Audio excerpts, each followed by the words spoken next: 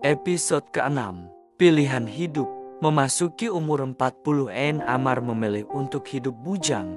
Dia membeli rumah kecil di pinggir bandar, menanam pokok, menjaga kucing, dan menulis buku tentang trauma dan agama Islam. Bukunya yang pertama berjudul Bayang di Mimbar, menjadi bacaan wajib di beberapa kursus kaunseling Islam. Dia tidak lagi garang, dia tidak lagi bengis. Dia sudah berubah menjadi seorang guru yang penyayang dan mula bersikap sebenar. Dia sudah lama menanggalkan topeng yang dipakainya semasa mula-mula mengajar dahulu. Dia sudah menukar gaya pengajarannya di dalam bilik darjah agar tiada lagi elemen memaksa, mengugut dan menakut-nakutkan kanak-kanak. Murid-muridnya yang dahulu takut dan meluat kini mula rapat dengan guru mereka itu. Bekas anak-anak murid masih melawatinya di rumah, tapi dia masih sunyi tinggal bersendirian di rumah. Dan dia belajar menerima sunyi sebagai teman, bukan musuh. Aku tidak berkawin bukan karena aku membenci wanita, tapi karena aku mau mencintai diri aku yang telah lama aku tinggalkan.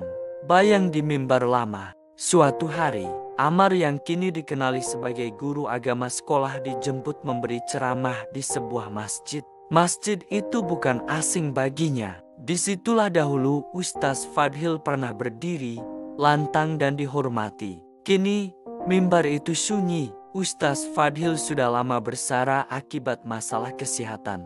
Karena menghormati masjid, Amar menerima jemputan itu tetapi secara percuma. Uang yang ditawarkan kepadanya diminta didermakan kepada masjid. Amar melangkah naik ke mimbar dengan dada yang berat namun ikhlas. Ceramahnya ringkas, lembut, dan tidak berapi seperti dahulu.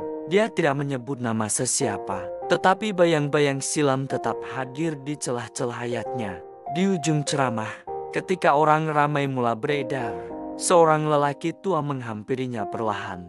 Wajahnya ujur, matanya berkaca. Lelaki itu berkata, "Saya pernah jadi bayang yang menyentuh awak secara salah. Tapi awak kini jadi cahaya yang menyentuh orang lain. Bolehkah berikan kepada saya sedikit derma sebagai sedekah?" Amar tidak menjawab. Dia hanya tunduk. Lama, dalam hatinya, suara yang selama ini dibungkam mula berbicara. "Aku maafkan kau, tapi aku tak akan lupa peristiwa itu. Dan aku tidak mungkin menjadi kawan kau. Karena ingatan itu adalah pagar. Pagar yang melindungi anak-anak kecil lain daripada dilukai." Amar berlalu pergi tanpa sepatah kata. Lelaki tua itu, Ustaz Fadhil, hanya memandang dari jauh. Tubuhnya membongkok, tetapi bayangnya masih panjang. Hari tanpa skrip, tahun ke-2025. Langit pagi itu cerah, angin laut menyapa lembut. Di tepi sebuah pantai yang sunyi, berdiri seorang lelaki bernama Amar. Bukan lagi ustaz sekolah rendah, tetapi pemuda cara jiwa. Di tangannya, sebuah file bertulis, "Program Pemulihan Jiwa dan Tubuh untuk lelaki bujang dan pesara tanpa sokongan keluarga." Di sebalik kemah besar yang didirikan KAS, berkumpul lelaki berusia 40 ke atas. Ada yang bujang, ada yang pernah bercerai, dan ada yang tidak pernah berkahwin karena luka silam yang tidak pernah sembuh. Mereka tidak datang untuk mendengar atau memberi ceramah. Mereka datang untuk hidup semula. Satu hari, satu nafas, satu momen, tubuh yang dilupakan. Hari dimulakan dengan senaman ringan dan regangan bersama juru latih kesehatan mental. Amar membantu peserta mengenal semula tubuh mereka. Tubuh yang selama ini hanya dipakai untuk bekerja keras, bukan untuk dijaga. Mereka berjalan pantas di tepi pantai, bernafas dalam-dalam. Dan diajak muhasabah diri sendiri dengan bertanya, "Apa yang aku rasa sekarang ini bukan semalam, bukan esok, bukan di alam barzakh, tapi sekarang di waktu pagi Sabtu ini." Cerita yang tidak dihukum. Di bawah pokok rendang yang besar, berlapikan tikar piknik, mereka duduk bersila sambil menikmati makan tengah hari yang dimasak bersama. Tiada skrip, tiada penghakiman, hanya cerita yang selama ini disimpan. Amar membuka kisahnya tentang trauma di rumah tahfiz, tentang ketakutan menjadi pelaku tanpa sadar, tentang niat yang tidak mahu membuka aib tetapi mahu menyembuhkan, Aku tidak mahu ulang suara mereka. Aku mahu dengar suara aku sendiri. Peserta lain pula mengikut giliran menceritakan dengan jujur apa yang mereka rahasiakan selama ini karena takut dihakimi. Terapi tanpa kata. Petang diisi dengan menikmati air teh wangi yang menenangkan pikiran. Peserta melakukan aktiviti bebas.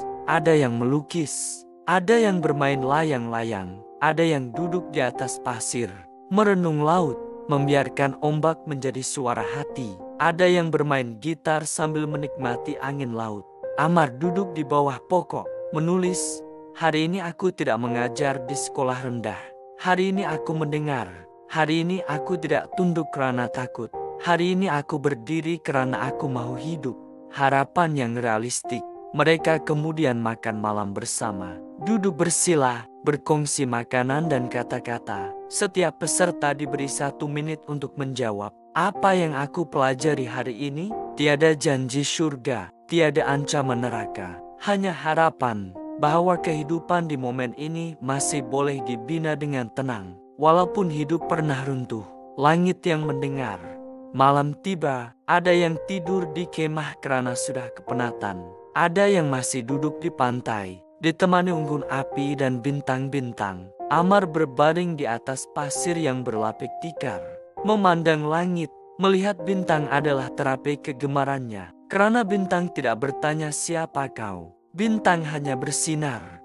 Seorang peserta, Halim, lelaki bujang berusia 52 tahun, memandang Amar dengan mata yang jujur dan bertanya, "Ustaz, bagaimana Ustaz dapat ide untuk anjur program seperti ini?" Amar tersenyum, tenang. Dia tidak tergesa menjawab. Dia memandang laut sejenak, lalu berkata, "Sebab sejak dulu, tak ada siapa buat hari seperti ini untuk orang-orang macam kita. Program ini bukan tentang duduk statik seperti robot, mendengar ceramah yang tidak menyentuh jiwa dan otak. Ia bukan tentang menghafal skrip rohani yang kita sendiri tak rasa. Ia bukan tentang brainwashing, tapi tentang brain healing.